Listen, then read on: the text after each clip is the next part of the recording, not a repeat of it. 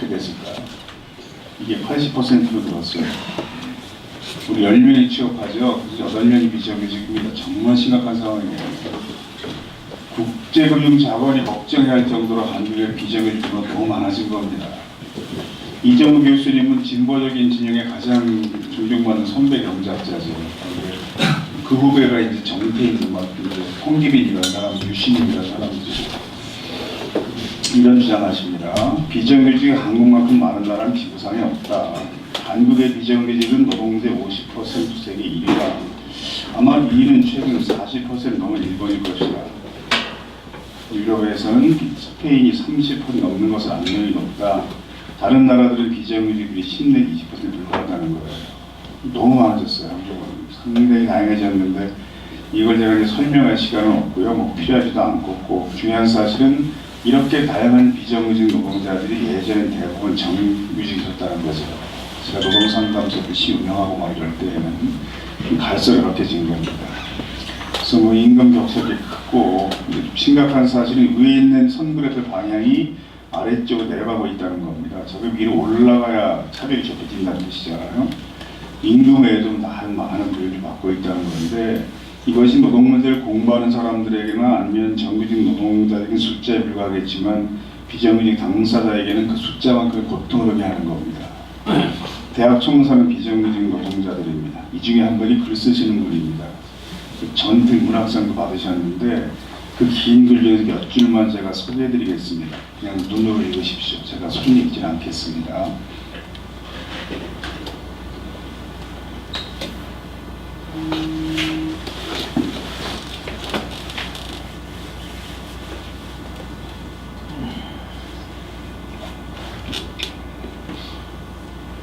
휴게실이 없으니까 바로 이런 공간입니다. 이 대학생들이 찍어서 공개했던 사진이에요.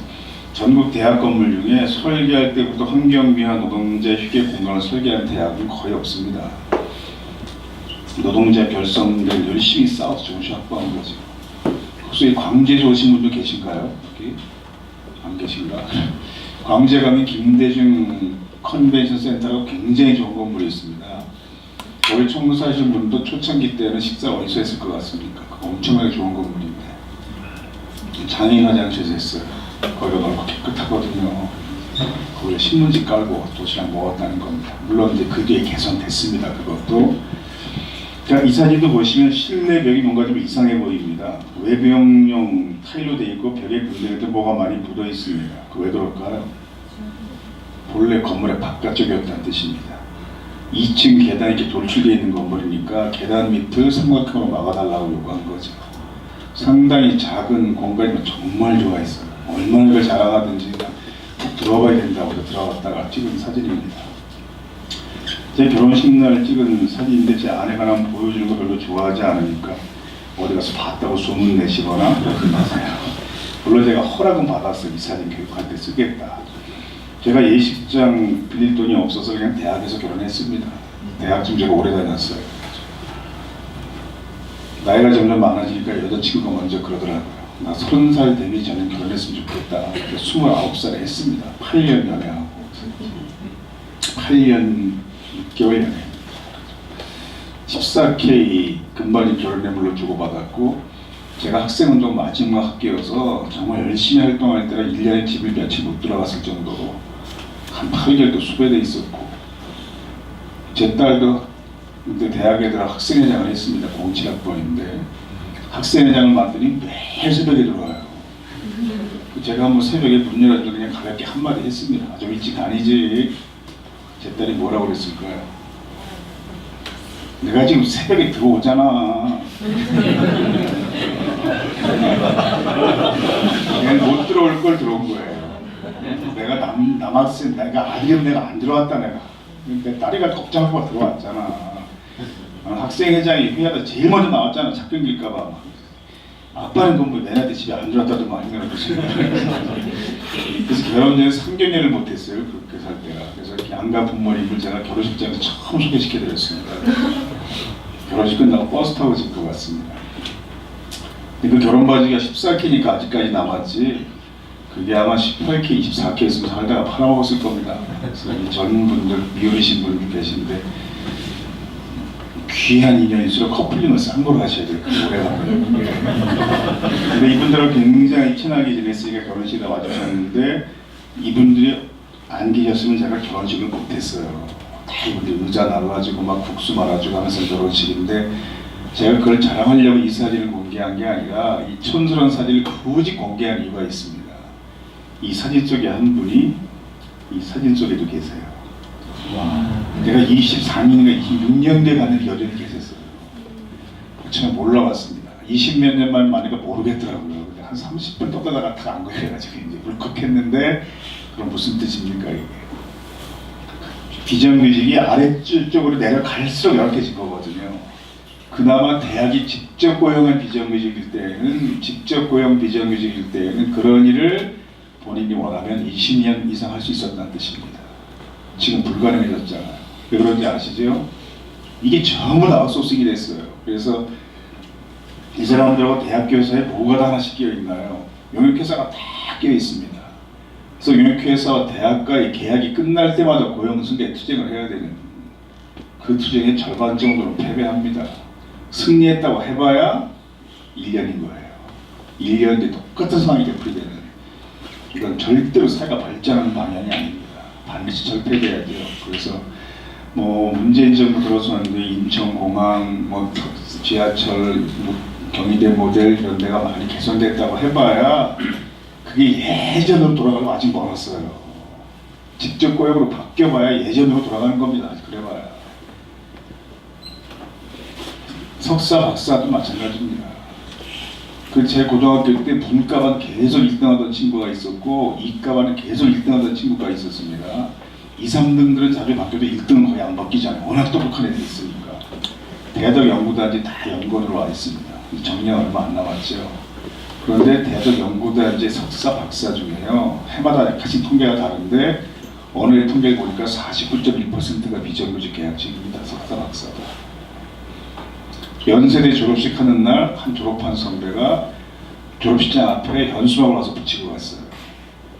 연예당 뭐하냐 백수인데 이름까지 가리키고 뼈빠지게 공부해서 명문대학 가봐야 백수야 정말 심각한 상황인 거죠. 2012년 10월에 IMF가 이런 보고서를 또 냈습니다. 한국이 비정규직 차별을 없애면 10년간 연평균 1.1% 성장할 것이다. 저건 굉장히 큰 수치잖아요. IMF에서 한국 경제 성장 전망치를 0.1%만 상향 조정해도 하루 종일 이렇게 뉴스에 나옵니다. 그런데 비정규직 없애는 것만으로 향후 10년 동안 매년 1.1%의 성장률이 발생한다. 이건 굉장히 큰 수치입니다. 이게 어떤 원리로 가능합니까? 경제학 공부하신 분 전부 저보다 잘 아시겠지만 임금이 낮고 고용이 불안한 비정규직 수요를 늘리지 않으니 장기적으로 국내 소비액이 떨어져 경제 성장의 기반이 파괴될 수밖에 없기 때문인 겁니다. 그래서 이걸 극복하려고 소득 주도 성장이다 이런 얘기 나오기 시작한 건데 그러니까 비정규직 첫 번째 그 당사자 사회이 비인간적이에요. 그래서 철폐돼야 됩니다. 두 번째 사회 전체에 없습니다. 여러분에게도 괴롭고 여러분 자녀에게 해로워요. 그래서 비정규직은 반드시 철폐가 굉장히 중요한 하나인데 여기 계신 분들은 아마 짐작컨대 대부분 정규직일 것 같습니다. 계속 이 얘기를 하는 이유는 어느 사회든 항상 비정규직의 문제는 정규직 같이 풀었어요. 그래서 정규직 노동조합이 무슨 비정규직 관련 사업을 하려고 할 때 내가 낸 귀한 조합들이 왜 그런 데 쓰냐 이런 정신나가는 얘기 하면 안 된다 그런 뜻입니다. 청소 노동자 파업할 때 그냥 길바닥에서 노동법 교육을 했습니다. 꽤 된 사진이네요. 그래서 보니까 친구가 한참 젊으네요. 근데 시민 대표라는 사람이 몇 명 찾아와서 엄청나게 항의했어요. 이날 아저씨, 할머니, 아주머니, 아저씨 몇 명 오더니 막 지금 길거리 쓰레기 넘쳐가지고 냄새가 진동하는데 청소 안 하고 뭐하는 짓들입니까? 다 우리 세금으로 당신들 월급 받는 사람들 아니요. 자기 할 일 제대로 하면서 권리 주장해야지. 30분을 항의합니다. 그래서 어디서 일당 받고 왔나 싶을 정도로. 바로 이때 프랑스 파리 환경미화 노동자들이 2달 동안 파업하고 있었어요. 같은 시기에.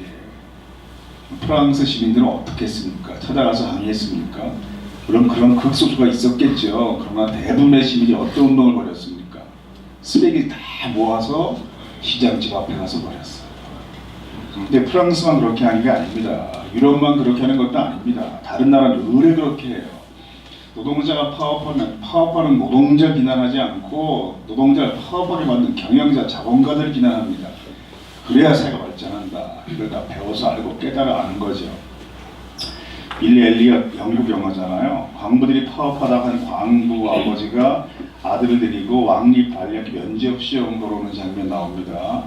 오디션 다 끝나고 강당을 갈 때 그 학교의 총장이나 학과장 되는 교수가 파업하다는 광부에게 마지막 인사를 뭐라고 합니까? 잠깐 보겠습니다.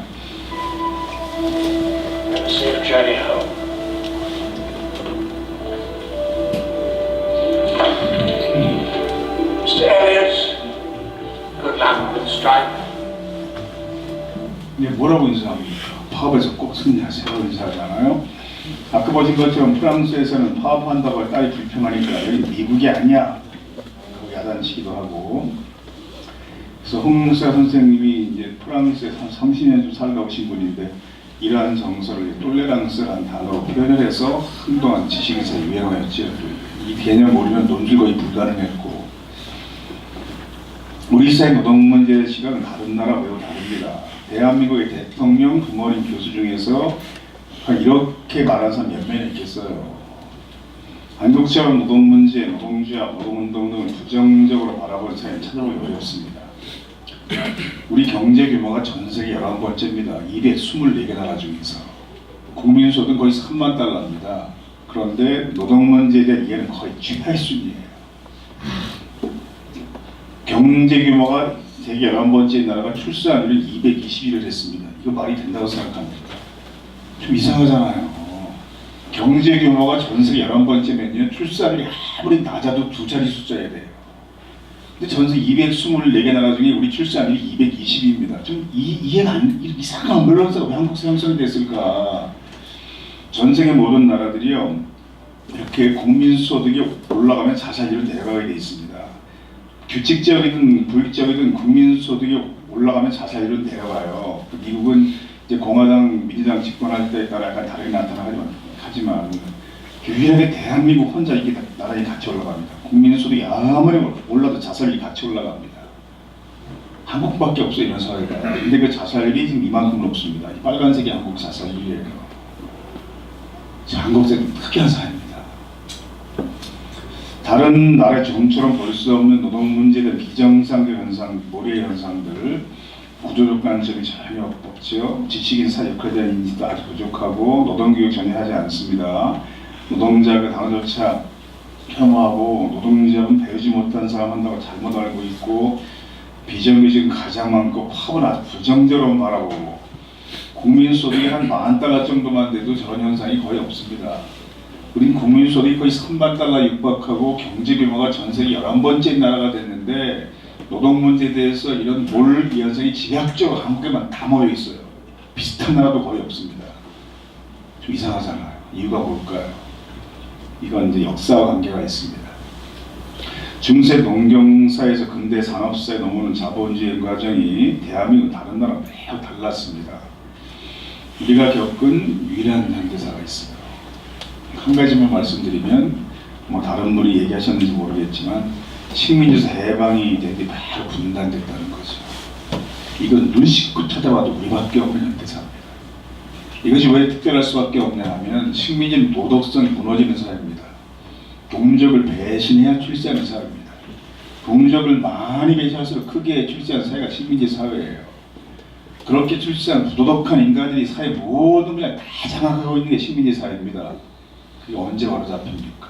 해방이 되고 해방이 되면 동족을 배신하고 출세 떵떵 그러던 사람들은 대부분 감옥 가거나 처형당하고 그 대신 독립운동 하다가 감옥에 갇혀 있었거나 해외에 피신했던 정의로운 사람들이 사이다 복귀해서 모든 분야의 지도자들이 교체되는 정치, 경제, 언론, 교육, 행정, 문화, 심지어 종교 분야까지 이게 사회가 변화하는 정상적인 과정입니다. 근데 우리는 해방이 돼서 바로잡으려고 할 때 분단되면 전쟁을 치를 유일한 나라가 된 겁니다.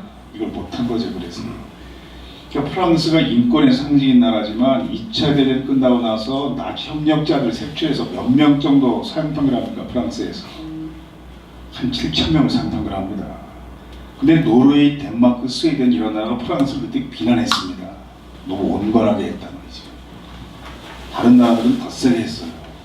폴란드도 했죠. 독일도 했죠. 중국도 했죠. 하다못해 일본도 했습니다. 일본이 전쟁이 끝난 뒤에 과거 청산하면서 처형한 일본의 군국주의자들이 있습니다. 지금 그들 있는 것이 어디입니까? 그것이 야수꾼이에요. 우리만 안 했습니다.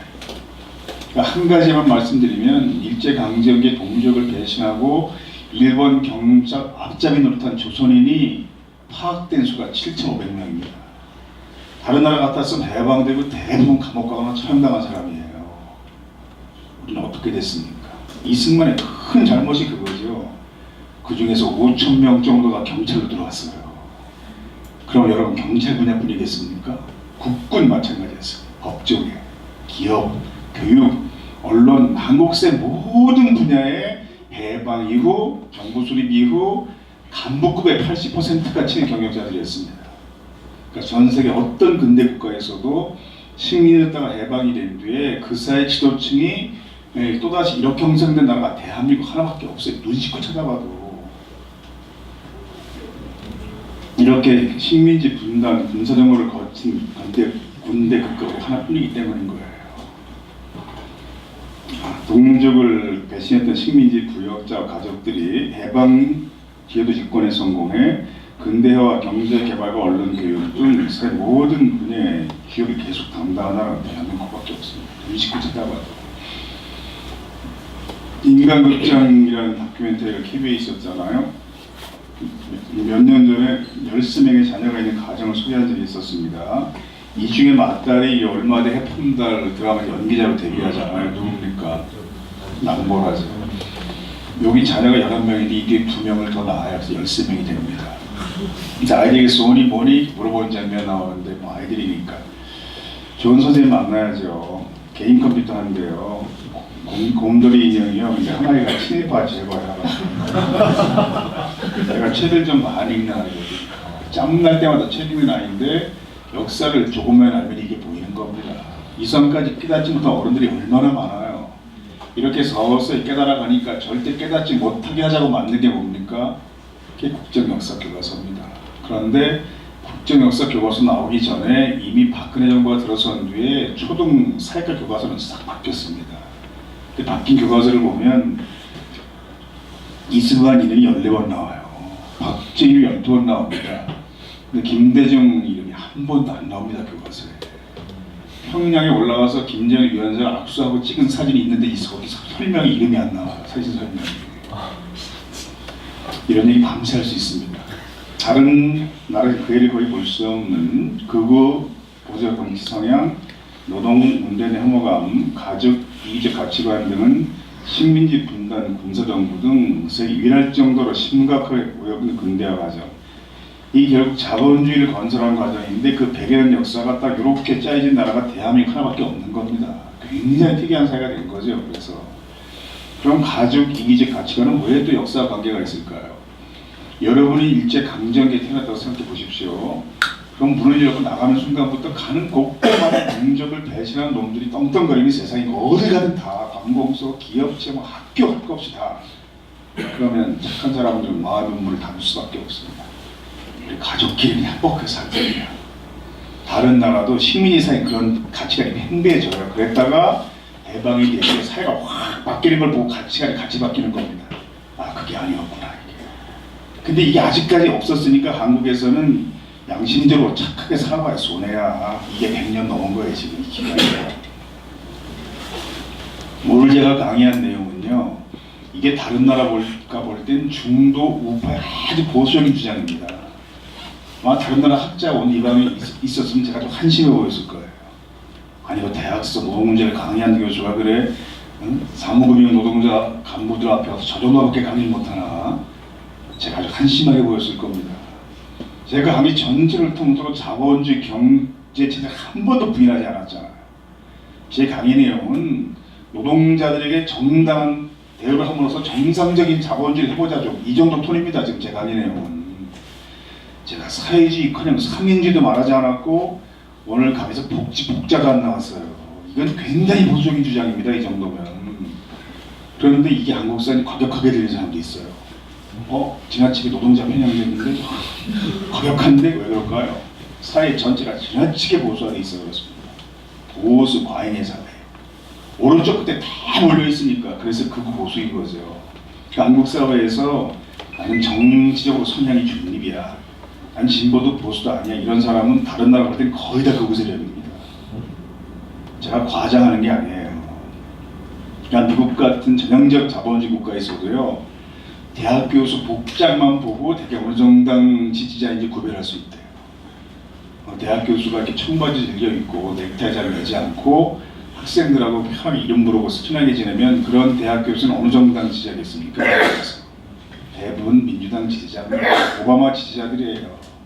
항상 품있게 양복 갖춰 입고 넥타이 반듯하게 매고 학생들에게 프로페서라고 부르게 하고 이런 대학 교수는 어느 정당 지지자겠어요? 대부분 공화당 지지자입니다. 근데 한국의 대학 교수들은 복장을 보고 어느 정당 지지자들이 구별이 안 돼요. 왜 그럴까요? 이 정당이 전부 다 이게 보수당이어서 그래요. 이게 다 외국서 볼 땐 다 보수 정당입니다. 이 정당들이. 그러니까 미국의 민주당은 나름 진보적인 정당입니다. 우리 진작보다는. 그러니까 아까 오바마 대통령이 나랑은 도저히 가입할 겁니다 라고 말한 것도 특이한 발언이지만 우리가 볼 때는 의회에서 연설할 때 최저임금 대목 설명한 것만 몇 척도 보겠습니다. Everyone in this Congress who still refuses to raise the minimum wage, I say this. If you truly believe you can work full-time and support a family on less than $15,000 a year, try it. If not, vote to give millions of the hardest working people in America a raise. 그러니까 의회에 가서 국회의원들에게 최저임금 인상 반대하면 위대하면 그 돈 갖고 살아봐 한번 이렇게 말하는 거잖아요. 근데 이런 정서는 한국 정치 지형에서는 이건 정의당 정서지 민주당 정서는 아니에요. 이건 노회찬한테 어울리는 모습이지 문재인 때문에 이 정도 아닙니다. 한국 사회에서. 원래 보수는 나쁜 개념은 아니에요. 극우 보수나 수구 보수는 정말 정신 나간 개념입니다. 시대 역행하는. 그런데 보수는 중세 귀족들이 몇백 년 동안에 지켰던 가치관, 우리 조선 선비들이 500년 동안 지킨 가치관이 그게 보수입니다. 몇 가지 특징이 있어요. 전통을 중요시합니다. 그래서 바뀌는 거 안 좋아해요. 지식을 존중해요. 무식한 사람들은 무시합니다. 내가 무식한 백성을 내가 희생할 수 있어. 그런데 우리 같은 종교는 아니야. 이게 보수예요. 그게 위민 개념입니다. 대통령 집무실 있는 건물이 위민관이잖아요.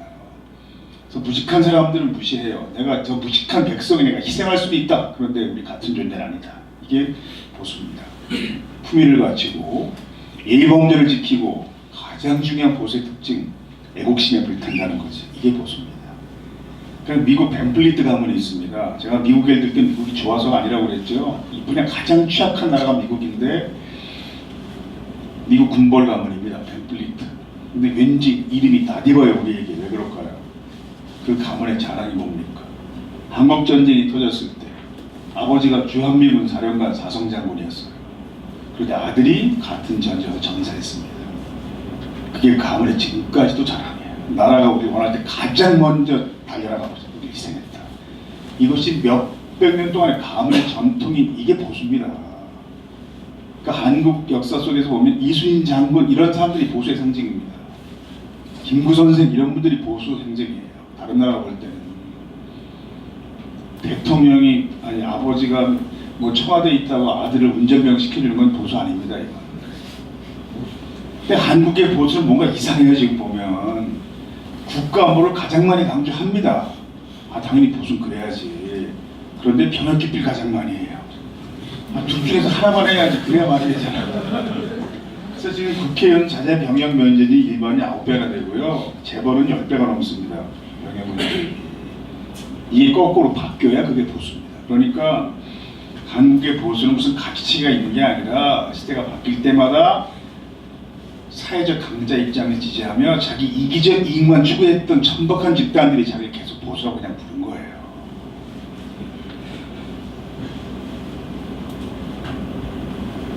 노동문제 몇 가지 의문들이 있습니다. 대기업, 정규직, 교사, 공무원 등 귀중 노동자들의 임금 인상 요구는 정당하지 않다. 이 안정적인 고속자가 더 달라고 그래? 부도덕한 놈들 비난하잖아요. 단독 노동운동, 특히 민주노총은 지나치게 과격하고 투쟁적이다.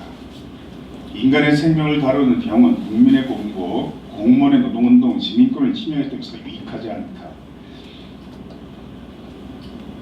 짠. 학력과 스펙이 낮은 비정규 정규직한 우선 역체를 당하게 된다. 왜 뒤에 다 이렇게 물음표들이 붙었을까요? 그렇지 않기 때문입니다. 저 틀린 주장들이에요. 학자가 저렇게 주장했다. 둘 중에 하나입니다. 제대로 공부하지 않고 반쪽만 공부한 부식한 학자이거나 알면서 비겁한 거짓말하고 있거나. 전형적인 자본주의 국가 미국에서도요, 이렇게 대놓고 주장하는 학자들 별로 없어요. 시켜봐도 이 정도는 아닙니다. 한국은 굉장히 많아요. 지금 이런 내용의 보고서를 쓰는 대학 교수들은 특히 뉴라이트 교수들이 가장 대표적인데 대기업에서 수억씩 프로젝트를 받고 있습니다. 그 사람들은 제가 볼 때 지식 장사꾼들이 학자가 아닙니다. 제 대학 수업 내용은 한 학기 동안 이런 주장이 왜 옳지 않은가 하는 걸 데이터로 증명하고 노벨상 등을 받은 각종 이론으로 반박하고 그런 내용들로 채워져 있다고 볼 수 있는데 한 학기가 시간이 모자랍니다. 이 생각도 피대로 살다 왔고 이렇게 설명하는 교과서조차 있는 사회니까. 그래서 제 나이에 걸맞는 썰렁한 농담으로 이걸 표현하면요, 60대인 제가 20대에 썼던 농담으로 아재 개그로 이걸 표현하면 이런 주장들은 일리가 있으나 사무사가 없는 생각들이에요. 역시 반응이 별로 없네요. 얼핏 참 양심적으로 맞는 말처럼 들리지만 다 따지면 틀린 생각들입니다. 그래서 공부할 기회가 있으면 앞으로 이런 분야 한번 알아보시고요. 그럼 지금까지 설명한 내용 중에 무슨 희망적인 내용이 있나요? 거의 없었습니다. 한국사는 굉장히 부정적인 내용들 뿐이었습니다. 여기서 강의 끝낼 수는 없죠. 이런 상황 속에서 그래도 희망은 노동운동이다. 아직 희망을 버릴 때가 아니다. 이런 주장하는 책들은 누가 쓴 책들일까요? 제가 쓴 책들입니다. 전국의 대학생이 가장 좋아하는 책들입니다. 존경하지는 않아요. 그냥 좋아할 뿐이지. 대학생들은 방학을 종강이라고 그러잖아요. 제 이름이 하종강이잖아요. 아예 성북의 대학생들은 종강 파티할 때 사진으로 이렇게 포스터를 만듭니다. 봤어? 짠. 네, 이렇게. 네, 이 책의 제목이 제 강의의 결론입니다. 강사가 강의할 때 자기 책 홍보하는 것만큼 추한 모습은 없습니다. 그런데 이 책을 살 필요는 없어요. 나온 지 10년 넘었습니다. 다만 제목의 갸륵한 뜻을 기억해 달라는 거죠. 아니 지금 어떤 시대인데 노동운동이야, 이게 아니라는 거예요. 지금 4차 그 산업혁명인데 무슨 노동조합이야. 이건 잘못된 생각이라는 겁니다.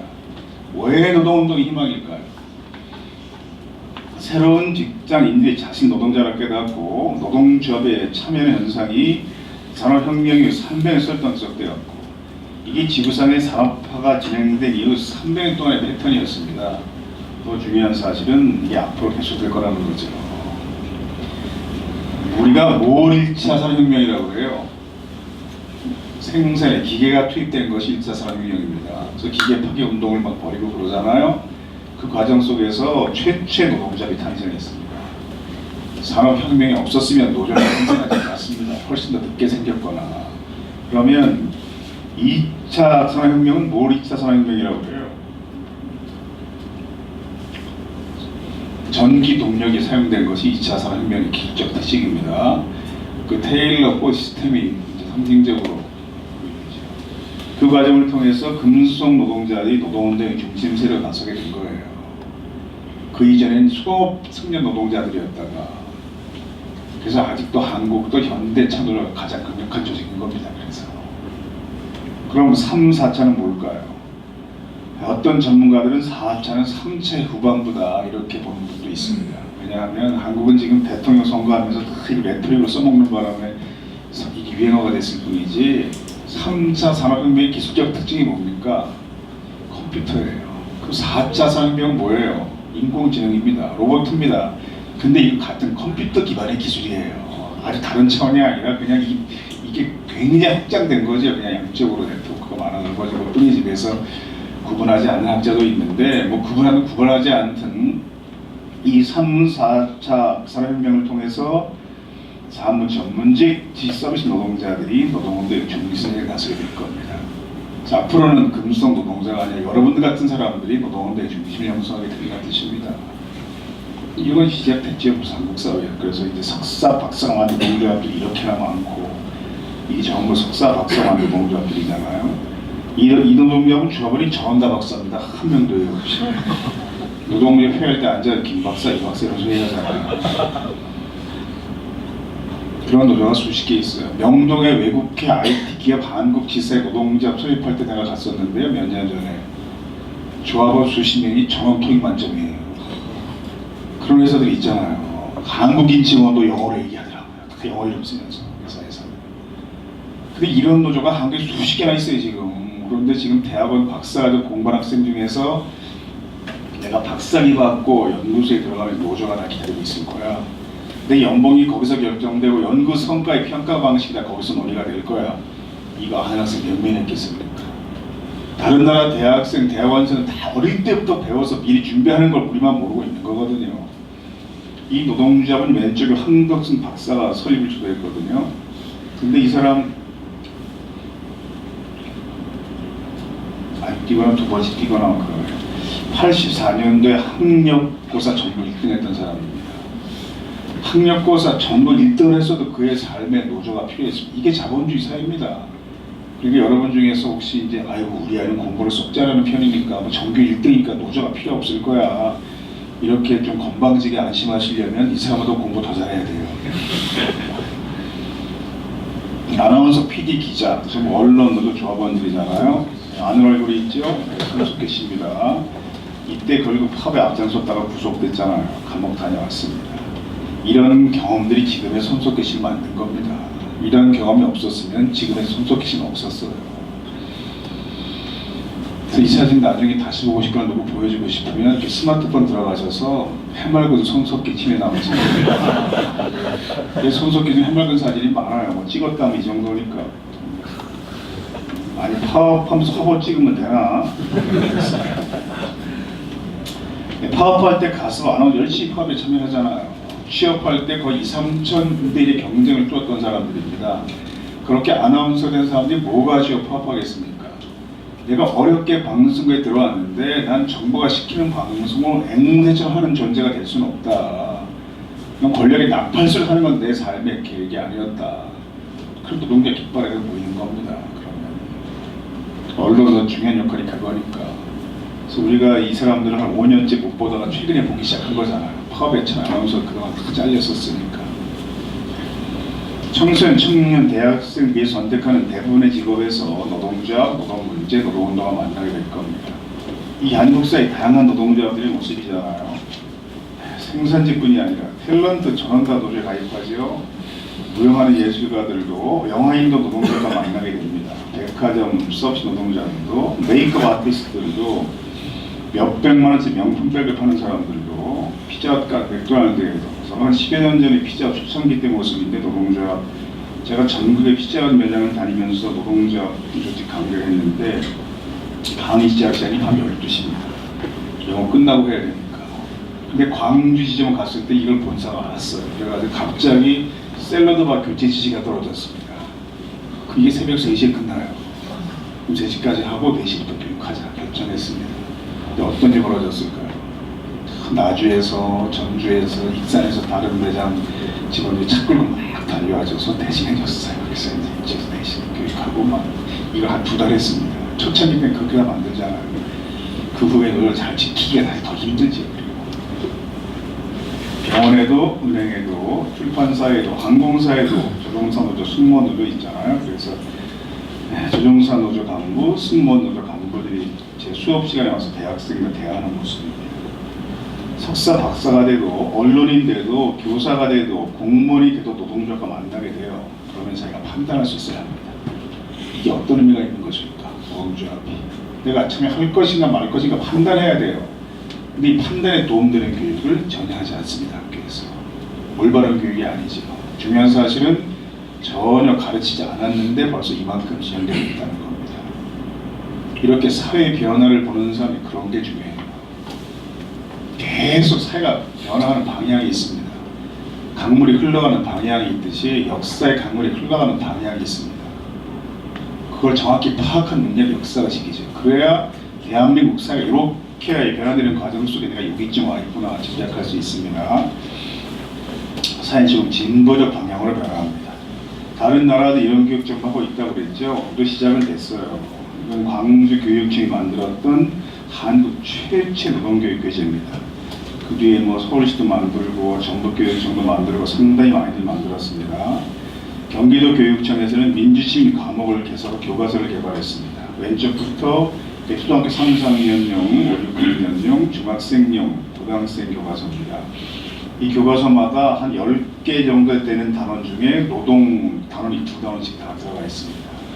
그 집회에 저도 참여했습니다. 경기도 지역의 초중고등학교들은 이 과목을 개설하고 이 교과서로 가르치기 시작했어요. 사측 교섭위원, 노측 교섭위원, 학생들이 물론 대안학교인데 이 학교는 이런 학교가 조금씩 많아지다가 언젠가는 교육부가 교육과정을 바꿀 것이고 그럼 전국의 모든 학교가 노동교육하게 될 겁니다. 이게 다른 나라가 최소한 50년 전에 다 한 거예요. 프랑스는 100년 전에 한 겁니다. 우리 지금 시작하고 있는 거죠. 서울시는 전 고등학교에서 노동교육하겠다. 이게 얼마 전에 이제 조례가 통과됐고 예산 확보가 됐습니다. 그런데 문재인 대통령 공약 중에 보면 노동교육하겠다는 내용이 들어가 있고 경기도 교육청에서 민주시민 과목을 만들었던 교육감이 지금 교육부총리가 된 거라 이 분야는 약간의 변화가 있을 것 같아요. 저는 크게 기대하지 않습니다. 노동자라는 일하는 모든 사람들, 자 나와 내 가족 모두라는 것을 이제 참 다행이다. 한 청소년이 썼던 소감문입니다. 그러면 이렇게 깨닫는 청소년들이 점점 많아질까요? 적어질까요? 많아질 수밖에 없습니다. 얼마나 빠른 속도로 많아지는가 이것이 문제일 뿐 이 방향이 뒤로 다시 바뀌진 않습니다. 여러분의 활동이 이 시를 계속 앞당겨주고 있는 거죠.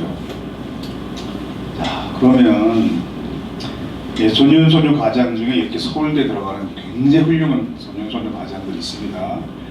그런데 우리가 항상 또 뭘 생각해야 되겠어요? 이렇게 될 수 없는 소년소녀 과장들이 수만 명 있다는 거죠. 이렇게 남보다 상당히 노력한 우수한 인재가 성공하는 거에 대해 제가 시비 걸 마음은 없습니다.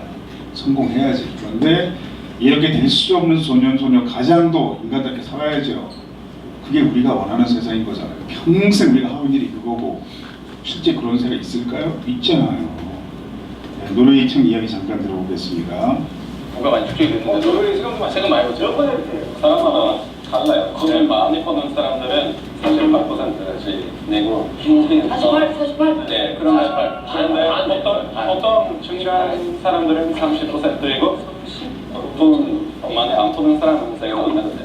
근데 국민들은 그런 게에 대한 불만이 있어요? 30% 내는 사람들은 거의 불평이 없고 아주 돈을 많이 버는 사람들 중에서는 불평이 있는 사람이 있겠죠. 그렇지. 세금 그렇게 내고 받는 게 뭐예요? 교육비 다 무료예요. 대학교까지. 교육 다 무료고 치료 이런 거 다 무료예요. 다 무료? 무슨 병이든? 감기라면 조금 내야 돼요. 왜냐면 감기는 치료 필요 없습니다. 그런데 치료하지 않으면 바꾼다고 생각하면 의사가 생각하면 돈 안 내는 어떤 암이나 이런 것들도 예, 그래서 병원에서 30년 있어야 된다 하면은 30년 공짜로 병원에 있을 수 있어요. 사실 얼굴이 되게 여유로워. 네, 그런 거예요. 1등이니까. 아, 부럽다. 노르웨이에서는 인생에 대한 걱정을 할 필요가 없어요. 다른 나라에서는 계속 학교 가야 된다, 돈 벌어야 된다, 저기 부모님의 부양을 해야 하고 자녀의 교육비를 해야 하고 그런 부담이잖아요. 그런데 노르웨이에서는 이런 거 다 무료이니까 돈에 대한 그런 걱정이 필요 없고 학벌 같은 것도 없어요. 이런 날 복지과라고 그러잖아요. 그러니까 이런 나라들이 무상의료, 무상교육 제도 도입했을 때 경제 여건이 우리보다 나은 편은 아니었습니다. 국민소득이 $10,000쯤일 때도 도입한 나라들도 많아요. 우리 국민소득은 $30,000쯤이고 경제규모는 세계 11번째입니다. 우리가 마음먹으면 충분히 가능합니다. 우리는 석유가 한 방울도 안 나서 못합니다. 이건 거짓말입니다. 핑계입니다. 그건 기업에서 돈 받고 한 연구 논문 내용들이고 솔직히 한국의 3대 재벌만 마음먹어도 충분히 가능합니다. 이게. 그러면 이런 제를 어떻게 도입했을까요? 그 나라 부유층이 스스로 깨닫고 자 이제 우리가 세금을 엄청나게 낼 때가 되었어. 스스로 법을 개정했을까요? 결코 아닙니다. 어느 나라 다 같은 과정을 밟았습니다. 노동운동을 한 거예요. 물론 노동운동이 혼자 하진 않았습니다. 그러나 항상 중심에는 노동운동이 딱 잘 버티고 있었고 다른 많은 사회운동 힘을 합쳐 강력히 요구할 때마다 기득권 세력이 조금씩 양보하며 이런 세가 만들어진 겁니다. 이게 노동자 헤게모니죠. 운동 용어로 노동자가 항상 사회 변화의 중심입니다. 네, 노동운동이 사회 전체를 변화시키는 겁니다. 그래서 노동자가 역사의 주인인 거예요. 개인이 하는 말이 아니라. 누굽니까? 독일의 메르켈 총리입니다. 독일 내선 보수파입니다. 3인당에 맞서는 사람이에요. 유럽의 정치인이 3인주의자도 아닌 사람입니다. 그런데 총리가 되면서 이런 말을 했습니다. 할 수만 있다면 총리도 역사의 주인, 노동자 계급의 힘을 유지하면서 노동조합을 계속 내리셨으면 좋겠습니다. 무슨 뜻일까요? 독일은 장관까지 노조에 가입할 수 있다고 그랬잖아요. 내가 장관일 때까지 역사의 주인, 노동자 계급에 속할 수 있었는데 이제 총리가 되면 이제부터 내가 지배 계급에 속하는구나. 내가 더 이상 노동자 계급이 아니구나. 이게 아쉽다는 겁니다. 진심으로. 정치의 가식적인 발언이 아니라 그 사회가 변화되는 과정 속에서 노동운동이 어떤 역할을 담당했는지 이걸 똑똑히 눈으로 본 사회 충분히 가능한 정서죠. 그럼 남은 문제가 있어요. 우리 언제 이런 나라처럼 될 수 있을까? 막막해 보이죠? 그렇지 않습니다. 네, 한국에는 세계적인 석학이죠. 장하진 교수. 네, 케임브리지 대학 교수입니다. 이 책 조표지에 이 사람이 한국 대학에 오려고 그렇게 노력을 하고 있는데 제가 아는 제가 아는 범위 내에서만 4번인가 신청해서 아직 안 되고 있어요. 한국 대학교에. 무슨 이런 사람을 들으면 큰일 나는 줄 아는 게 한국의 학풍이니까 지나치게 보수화돼 전체 학회가 보수화돼 있어서 이 얘기를 하자면 또 굉장히 긴 얘기입니다. 이 책 조표지에 친필로 쓴 글을 넣었는데 그냥 눈으로 보겠습니다.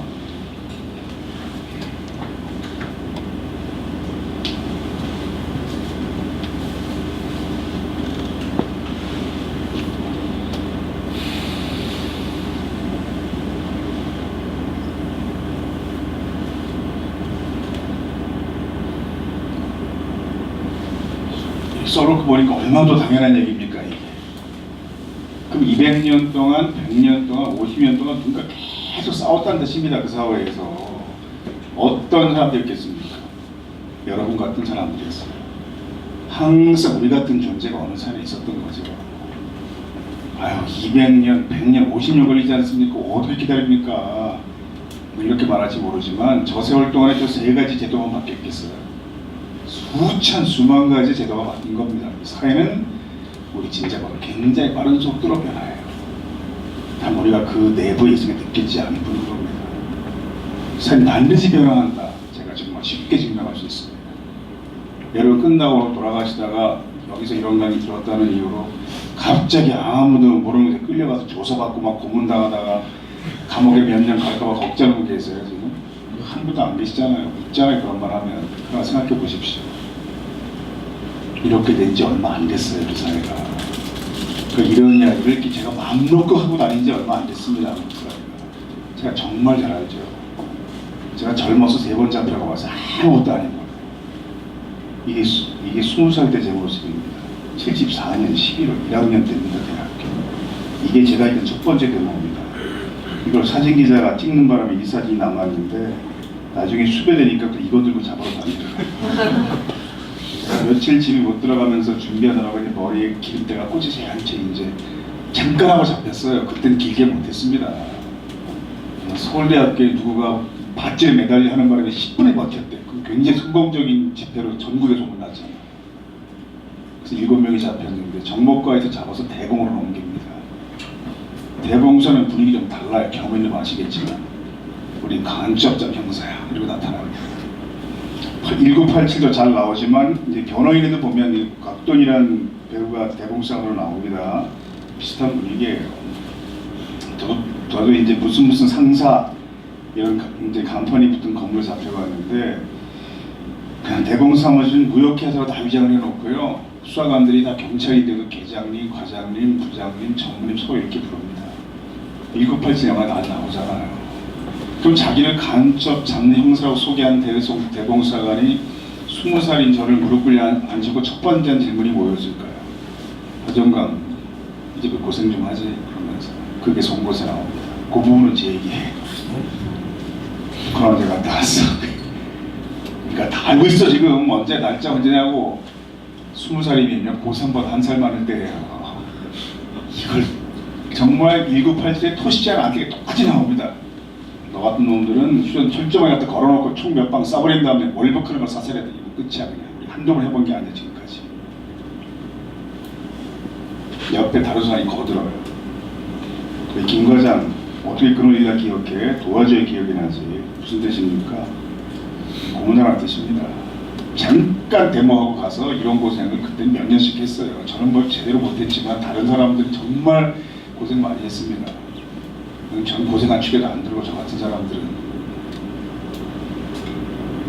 제가 지금 2시간을 떠들었어요. 그래서 근데 아무도 걱정하지 않잖아요 지금은. 그러면 한 사람의 세대가 다 가기 전에 얼마나 사회가 많이 바뀐 겁니까? 사회 반드시 바뀌어요. 우리가 느끼지 못할 뿐입니다. 그 속에서 계속 우리가 있으니까. 이건 좀 빼야 돼. 이건 긴 얘기인데. 중간에 쉬는 시간에 다 공통적인 경험을 다 이제 고문당한 사람들은 하는데 어떻게 인간이 이럴 수가 있냐 싶었던 악마같이 보였던 놈들이 쉬는 시간에 굉장히 인간적으로 바뀝니다. 특히 자기들끼리 하는 얘기 들어보면 말도 못해요. 뭐 우리 딸이 학력고사 점수가 이번 얼마밖에 안 나왔는데 뭐 이러면서. 저를 담당했던 형사는 부인이 운전면허 시험에 떨어져 그렇게 걱정하더라고. 후진을 못했대. 후진 어떻게 잘하지? 후진은 이렇게 거울을 보게 하는 게 아니고 몸을 뒤로 돌려서 뒷창으로 보면서 이렇게 한 손으로 하면 되는 거야. 수상스키 타본 적 있어. 뭐 저를 담당했던 수사관이 청평호수 관할 경찰서에 있다 왔대요. 짬날 때마다 내가 수상스키 나가서 하는데 정말 잘 탄다고 자랑하더라고 쉬는 시간에. 너도 배워. 엄청 좋아해. 네, 꼭 배워보겠습니다. 제가 최선을 다해서 답했어요. 왜 그랬을까요? 꼬리가 좀 흔들어서 그렇죠. 이건 최기석 작가의 작가적인 표현이고요. 난 내가 한 말이 개처럼 느껴지더라. 이제 우리 애가 수학을 못한다. 너 공부 잘하잖아. 어떻게 수학을 잘하냐? 수학을 우선 문제 많이 풀어봐야 되고요. 최선을 다해서 왜 그랬을까요? 이놈도 인간인데 그때 조금 친해지면 다음 곡을 약해지지 않을까. 이게 너무 간절했으니까 다 그런 경험을 해서 그게 40년 지나도 안 잊혀지는 거예요. 일체의 고통보다. 그래서 고문 트라우마 센터가 생긴 겁니다. 치료센터가. 그래서 강영주 선생이 14년 감옥 살면서 온갖 고문 당했던 사람이잖아요. 의과대학 다니다가. 그래가지고 고문 트라우마 치료센터장을 맡았어요. 그래가지고 저한테 전화했더니 형 내가 센터장 맡았어. 형 치료받으러 와. 사흘 고문 당하고 어디 가서 병원이면 참 창피하게. 아니야 고문 하루 당해도 치료받아야 돼. 꼭 와야 돼요. 식당에서 그 센터 직원들하고 센터장을 만났어요. 감염주 센터장 직원들이 소개하면서 다시 치유 상담사들이죠. 우리 고객님이셔. 웃으면서 지금 얘기합니다. 근데 드라마나 만화 보면요. 국어신 노동상담소에 있는 건물에 그 고문했던 수사관이 경비로 오잖아요. 실제로 제 담당 형사 중에 한 명이 우리나라 가장 큰 시민단체가 입주해 있던 건물에 주차관리원으로 왔어요. 근데 그 건물주가 제 후배였습니다. 굉장히 부자였습니다. 그래서 같이 잡혔을 때 그 집이 재벌 집안이고 식구수보다 벤츠 승용차 수가 더 많은 집이다. 그 집이 식구수보다. 이게 파악되니까 그 살벌한 대검사관들이 그 후배한테만 씨를 붙이더라고. 부른데. 그래서 야, 저 어떻게 여기 와 있냐? 뭐 퇴직하고 사업하다 망했는데 할 게 없다고 그러더라고. 그래서 내가 우리 빌딩 주차를 하겠다고 그러더라고. 그러니까 그런 형사들이 경찰들이 저 같은 놈하고 다 인연을 끊고 살았지만 이용 가치가 있는 사람은 계속 연락 유지한 거예요. 그래가지고 지낸 거지. 계속 설계 특구 속에서. 그래서 내가 이놈을 보고 웃어야 되나 화를 내야 되나 정말 고민되더라고요. 실제 있었던 일입니다. 우리가 희망을 버리지 않는 이유 마지막 동영상을 보겠습니다. 밥 없을 때도 노조했어. 그래도 이렇게 모여서 노동법 공부했다고 끌려가서 고문당하진 않잖아. 여기까지는 왔다고 우리가. 1800년대 유럽에서 노동자 2명이 술집에 모이는 것도 불법이던 시절, 7살짜리를 하루 14시간 일을 시켜도 그게 고용의 자유이던 시절, 그런 시절부터 피 흘려가면서 만든 법이야. 노동법. 누가? 당신한테 살아보래. 시키면 시키는 대로 못하고 주면 주는 대로 못 받는 인간들. 세상에 걸림돌 같은 인간들. 남들이 볼 때 우리가 걸림돌로 보입니다. 다. 일가 친척이 모인 곳이나 학교 동창회 가서 한번 여기서 배운 지식들 얘기해 보세요. 거기 가서. 야, 다른 나라는 경찰로도 소방관로도 다 있고 군인 노동자도 있어.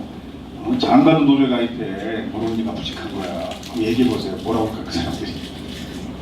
어디서 이상한 소리 듣고 하냐면 또 그렇지 않겠어요. 걸림돌처럼 보입니다. 우리가 앞서 깨닫는 우리가. 그러나 이런 걸림돌이 계속 사회를 바꿔온 거죠. 그런 신념으로 노동자 깃발 아래에서 행복한 노동자들, 노동자 간부로 당당하게 살아가십시오. 고맙습니다.